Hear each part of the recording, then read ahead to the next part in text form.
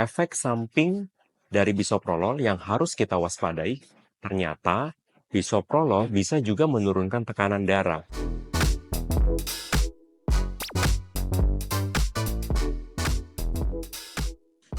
Sobat sehat sekalian, pasien dengan gangguan irama jantung sering mendapatkan obat dengan kandungan bisoprolol. Ada banyak sekali merek paten, tetapi yang menjadi pertanyaan, bagaimana cara kerja bisoprolol ini sehingga bisa mengatasi atau diberikan pada pasien-pasien dengan aritmia.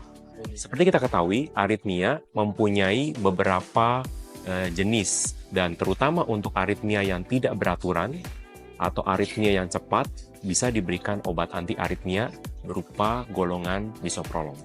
Bisoprolol sendiri adalah golongan anti aritmia yang termasuk beta blocker. Jadi dia kerjanya adalah di baterai jantung, di SA node, dan juga di beberapa lokasi di jantung, sehingga denyut jantungnya menjadi lebih pelan. Kemudian selain itu juga fokus ektopik atau denyut tambahannya menjadi berkurang atau membaik dengan pemberian obat golongan beta blocker ini.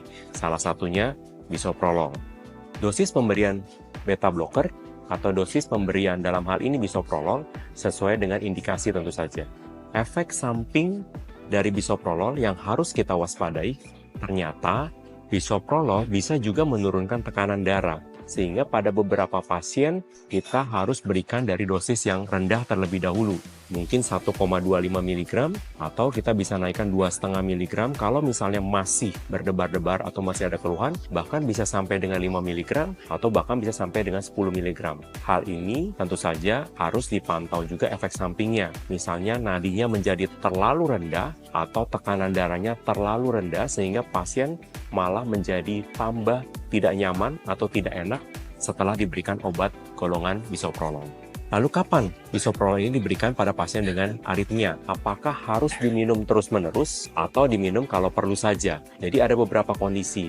Kalau pada pasien yang dengan denyut tambahan yang muncul setiap hari atau sering muncul, tentu saja obat anti aritmia ini harus terus diminum secara rutin. Jadi tidak bisa hanya sekali-sekali saja. Tetapi kalau keluhan berdebarnya muncul jarang-jarang, mungkin tidak perlu diminum setiap waktu. Jadi pada waktu ada keluhan berdebarnya muncul, baru bisoprolol ini bisa diminum. Jadi setiap pasien mempunyai indikasi yang berbeda. Karena itu ada yang hanya diberikan sekali seminggu, atau misalnya kalau muncul saja, tetapi ada juga yang diberikan secara rutin setiap hari. Obat bisoprolol adalah obat anti aritmia, obat tekanan darah juga yang kerjanya jangka panjang. Artinya cukup diminum 1 kali sehari sesuai dosis yang disarankan oleh dokter. Minumnya kapan dok? Pagi, siang, apa malam? Jadi bebas. Boleh diminum pagi saja, setiap kali rutin pagi, diminum siang saja, atau diminum sore atau malam saja. Yang penting diminum secara teratur kalau memang disarankan untuk diminum setiap hari. Tetapi kalau diminta diminum pada waktu ada gejala, tentu saja bebas. Apakah diminum pagi hari, siang hari, sore hari, atau malam hari sebelum tidur, itu bisa dikonsumsi pada pasien dengan aritmia. Bisoprolol mempunyai beberapa efek samping yang harus diperhatikan oleh pasien-pasien dengan aritmia. Jadi sebelum mengkonsumsi, biasanya kita menanyakan kepada pasien terlebih dahulu. Yang paling sering adalah karena bisoprolol ini bisa menurunkan denyut nadi, dan yang kedua bisa menurunkan tekanan darah. Dan biasanya aritmia itu terjadi pada pasien-pasien muda, terutama wanita muda yang tekanan darahnya sudah cenderung lebih rendah, sehingga harus hati-hati diberikan bisoprolol.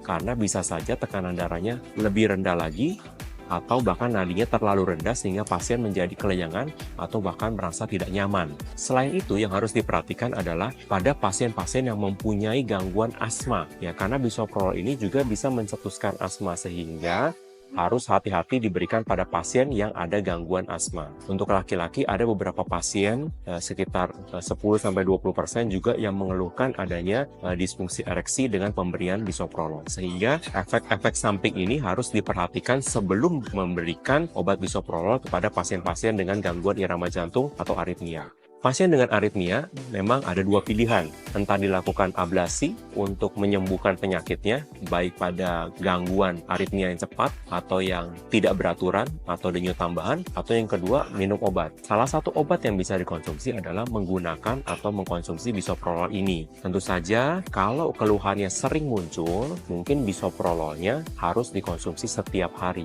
Tetapi kalau keluhannya jarang-jarang, bisa diminum kalau perlu saja. Tetapi bisa dikonsumsi setiap hari kalau ternyata pasiennya juga punya darah tinggi. Jadi misalnya ada pasien dengan darah tinggi dan ada gangguan aritmia, bisa dikonsumsi bisoprolol setiap hari selain untuk darah tingginya, juga untuk anti aritmianya. Obat bisoprolol adalah obat jantung yang memang bisa dikonsumsi terus-menerus. Bahkan pada pasien dengan penyakit jantung koroner atau pada pasien dengan gagal jantung itu dikonsumsi seumur hidup. Jadi obat yang aman.